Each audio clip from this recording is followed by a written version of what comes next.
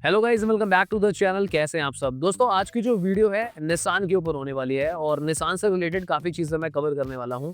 For example कि Nissan ने जो अब सीएनजी लॉन्च करी है, जहां पे आपको इनकी मैग्नाइट सीएनजी में मिलेगी, कि आपके लिए वो लेना सही है या नहीं है। निसान की जो ट्राइबर बेस्ड यानी कि जो उनकी 7 सीटर कार आने वाली है, और साथ ही में जो निसान अपनी डस्टर निकाल रहे हैं जो कि रेनो डस्टर पे बेस है, उसके बारे में बात करेंगे। क्या निसान इंडिया में रुक रहा है या फिर जाने वाला है, इस पहलू पे भी बात करेंगे। अब दोस्तों, क्योंकि ये जो वीडियो है 2 पार्ट में, जैसे मैंने आपको बताया, तो अगर आपको पहले जो निसान की अपकमिंग कार्स हैं उनके बारे में जानना है तो आप वीडियो में बने रहिए, या फिर अगर आपको दूसरे पार्ट के बारे में जानना है कि जो करंट में सीएनजी कार्स आ रही है उन्हें खरीदें या फिर नहीं खरीदें, तो नीचे जो वीडियो का टाइमलाइन है आप वीडियो को स्किप करके आगे वाले पार्ट में भी जा सकते हैं। मैंने इसके चैप्टर बना दिए हैं। तो अगर आपको ऑटोमोबाइल इंडस्ट्री की पूरी इनसाइट चाहिए हो और साथ ही में निसान के बारे में काफी कुछ जानना हो, इस वीडियो में पूरा एंड तक बने रहिएगा। तो चलिए फटाफट से वीडियो को स्टार्ट करते हैं। Let's go. नमस्कार, जय हिंद दोस्तों।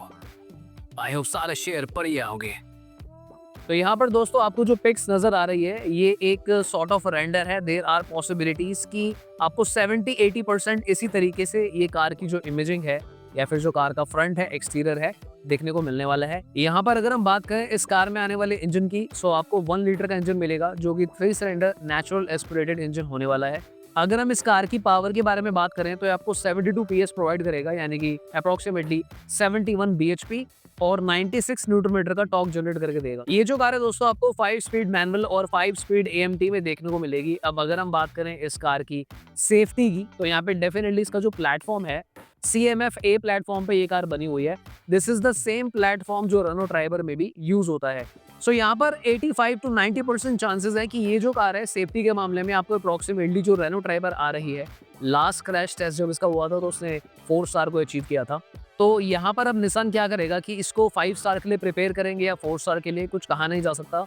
तो मैं इतना जरूर कह सकता हूँ कि हमारे एक्सपर्टीज के अकॉर्डिंगली ये 3 to 5 स्टार के बीच में होने वाली है, क्योंकि इतनी बड़ी गलती तो निसान नहीं करेगा कि भाई 2 स्टार 1 स्टार वाली कार बना के दे दे। अगर हम इस कार के एस्टिमेटेड प्राइस रेंज की बात करें तो ये एक्स शोरूम 6 लाख से 9 लाख रुपीस के आसपास तक जाने वाली है टॉप वेरिएंट की अगर हम बात करते हैं। एज स्टैंडर्ड 6 एयरबैग्स आपको इस कार में मिलने वाले हैं। ABS with EBD electronic stability program, traction control, hill hold जैसे फीचर आपको देखने को मिलेंगे।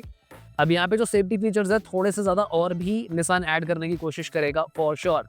जो इन्फॉर्मेशन हमारे पास आई है दोस्तों कि इसमें आपको जो इंफोटेनमेंट मिलेगा that will be 8 inches touch screen with Apple CarPlay and Android auto, जो कि कुछ वेरिएंट में विद केबल वाला होगा, वायर वाला होगा, और टॉप वेरिएंट में वायरलेस हो सकता है। ये कार आपको ड्यूअल टोन ऑप्शंस में मिलेगी। इसकी जो अपॉस्ट्री है वो भी आपको ड्यूअल टोन में देखने को मिलने वाली है। अगर हम इंस्ट्रूमेंट क्लस्टर की बात करें तो 7 इंचेस का डिजिटल डिस्प्ले इंस्ट्रूमेंट क्लस्टर आपको देखने को मिलेगा। अगर हम इस कार के हाइलाइट्स की बात करें तो निसान रिपोर्टेडली इस बार इसमें 360 कैमरा और TPMS tyre pressure monitoring system भी इंट्रोड्यूस करेंगे। अदर देन दैट आपको इसमें क्रूज कंट्रोल, वायरलेस चार्जिंग और जो किया सेरोस के अंदर आपको रिक्लाइनिंग स्लाइडिंग ऑप्शन मिलते हैं वो भी सेकंड रो में देखने को मिल सकते हैं। नेक्स्ट बात करते हैं दोस्तों निसान की डस्टर बेस कार के बारे में। अब वैसे तो देखो रेनो की डस्टर भी आने वाली है। इनफैक्ट उसका यूरो एनकैप में क्रैश टेस्ट भी हुआ है जहां पे उसने 3 स्टार को अचीव करा है 2025 में। तो एक चीज कंफर्म है कि देयर इज अ पॉसिबिलिटी कि अब जो डस्टर आएगी, मुझे नहीं लगता कि 5 स्टार अचीव कर पाएगी, बट यस 3 से 4 के बीच में आ सकती है अगर उसको बी एनकैप में टेस्ट कराया जाएगा, क्योंकि यूरो एनकैप के जो पैरामीटर्स है काफी ज्यादा टफ है as compare to B NCAP. अब यहाँ पर अगर हम इंजन ऑप्शंस की बात करते हैं तो यहाँ पे 1 लीटर का टर्बो इंजन देखने को मिलेगा। जितनी न्यूज हमारे पास आई है, ये कार आपको 1 लीटर NA वाले इंजन में नहीं मिलेगी। उसका रीजन बहुत सिंपल है यार, 4300 mm की अप्रोक्सीमेटली ये कार होने वाली है साइज की, थोड़ी बड़ी भी हो सकती है। तो ऐसी कार के अंदर यार अंडर पावर इंजन डालने का कोई सेंस नहीं है। अगर हम इस 1 लीटर टर्बोचार्ज इंजन की बात करें तो ये अप्रोक्सीमेटली आपको 90 से लेके 100 bhp के बीच में देने वाला है and 160 newton metre torque generate करके देगा। ये आपको 6 स्पीड मैनुअल में मिलेगी और साथ ही में आपको CVT ट्रांसमिशन में भी देखने को मिलने वाली है। अगर हम ऑटोमेटिक की बात करें, इसका जो प्लेटफॉर्म होने वाला है CMF B प्लेटफॉर्म होने वाला है। ये वही प्लेटफॉर्म है जो नेक्स्ट जेन रेनो डस्टर में भी यूज होगा। अब अगर हम इस कार के एक्सपेक्टेड प्राइस रेंज की बात करें तो ये 10 लाख एक्स शोरूम से लॉन्च होने वाली है। इसकी जो टफेस्ट कंपटीशन में कार रहेंगी, Hyundai क्रेटा रहने वाली है, Maruti Grand Vitara, Honda Elevate, Seltos Hyryder etcetera.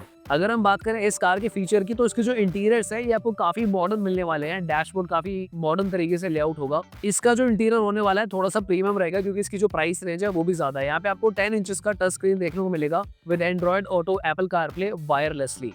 ये कार भी आपको एज स्टैंडर्ड 6 एयरबैग्स के साथ देखने को मिलने वाली है। अगर हम बाकी सेफ्टी फीचर्स की बात करें तो जितने फीचर्स हमने डिस्कस करे थे जो आपको ट्राइबर बेस्ड कार में देखने को मिलेंगे निसान की, वही सेम सेफ्टी फीचर्स मिलने वाले हैं। इनफैक्ट यहाँ पर पॉसिबिलिटी है कि एडास भी इंट्रोड्यूस हो सकता है, क्योंकि इसका जो प्राइस है अपर रेंज में जाने वाला है। इनफैक्ट इस कार के अंदर आपको वेंटिलेटेड सीट्स और पैनोरामिक सनरूफ के ऑप्शंस भी देखने को मिलेंगे। ये जो दोनों कार है दोस्तों, ये जो दोनों कार है इनका जो लॉन्च है 2026 में होगा और 2026 के मिड में ये कार लॉन्च होने की खबर आ चुकी है।